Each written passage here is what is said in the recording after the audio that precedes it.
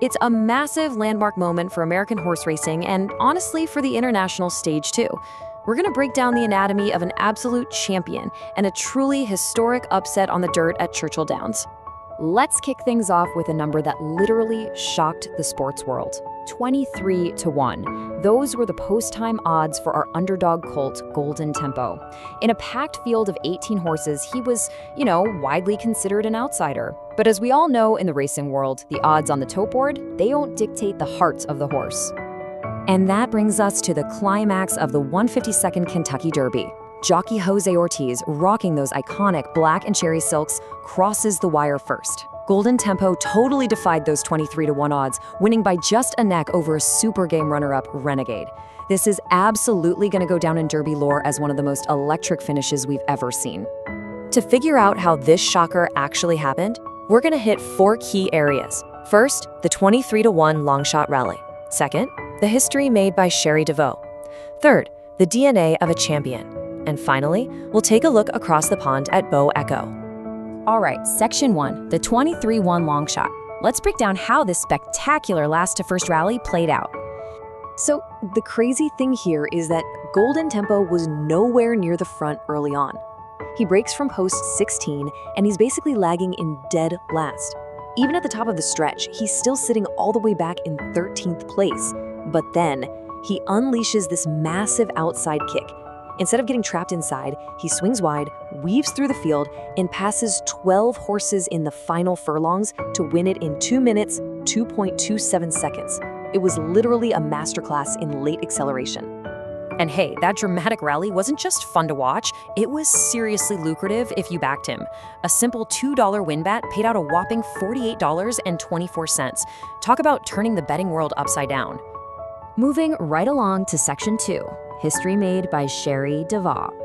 When you look at the winner's circle, surrounded by that massive garland of roses, the owners from Phipps Stable and St. Elias Stable are there, sure. But right in the mix is the trainer, Cherie DeVaux, who just pulled off something monumental. Stop and think about the weight of this for a second.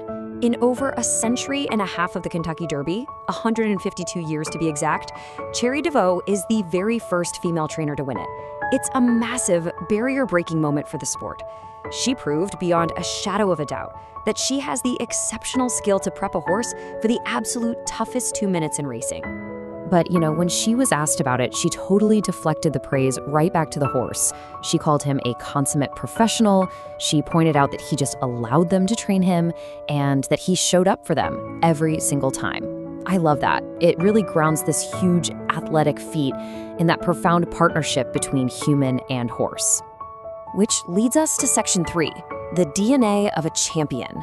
Because how does an overlooked long shot have the stamina to pull off a rally like that? Well, it's all in the genetics. Golden Tempo has what you'd call a royal bloodline. His sire, Curlin, is a 2-time Horse of the Year, known for classic stamina. His dam, Karumba, brings some serious refinement as a stakes winner sired by Bernardini. Plus, he's a 6th-generation homebred from the legendary Phipps stable, tracing his lines all the way back to 1969. Oh, and if you look deeper into his ancestry, you'll find names like Secretariat and Northern Dancer. Talk about an elite blend of speed and stamina. So why does this specific Curlin and Bernardini mix work so well? Well, blending Curlin's raw power with Bernardini's class gives you a highly specialized athlete. You get late maturity and durability, plus that strong closing kick we saw in the Derby stretch. But crucially, they keep enough tactical speed to survive a grueling 1.25 mile dirt race. It's a cross that just consistently cranks out Grade 1 performers. And the math absolutely backs this up. In bloodstock analysis, they use a dosage index to figure out a horse's potential for speed versus stamina. Golden Tempo has a perfectly balanced index of 1.93. That exact number proved he had the perfect genetic makeup needed for classic distance racing. He was basically engineered for this specific race. Okay, let's hit Section 4. Across the Pond, featuring Beau Echo. Because while American history was being made, the global scene was shifting in the UK that exact same weekend. Over in England, the unbeaten colt Beau Echo absolutely dominated the Group 1 Betfred 2000 Guineas on Newmarket's famous Raleigh Mile. It was a singular, spectacular performance that completely captivated the sellout crowd. It's actually fascinating to look at these two marquee events side by side. On one hand, you have the American Dirt Test, a gritty mile-and-a-quarter won by veteran jockey Jose Ortiz. On the other hand, the European Turf Sprint, a flat 1 mile won by 20-year-old Billy Loughnane, claiming his first ever classic victory. Two totally different styles of racing, but both demanding absolute perfection. Trained by George Boogie, Bow Echo's run was just electric.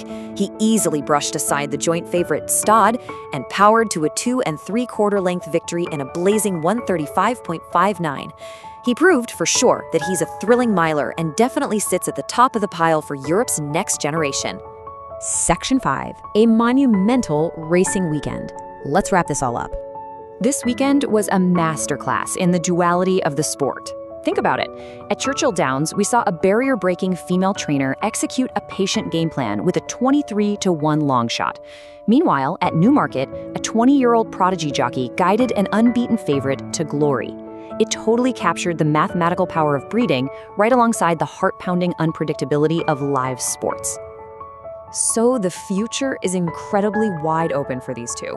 Will Golden Tempo's stamina hold out to conquer the Preakness? And is Bow Echo's young jockey going to keep dominating the European mile circuit? They've already written their names in history, which leaves us wondering, what extraordinary chapters are they going to write next?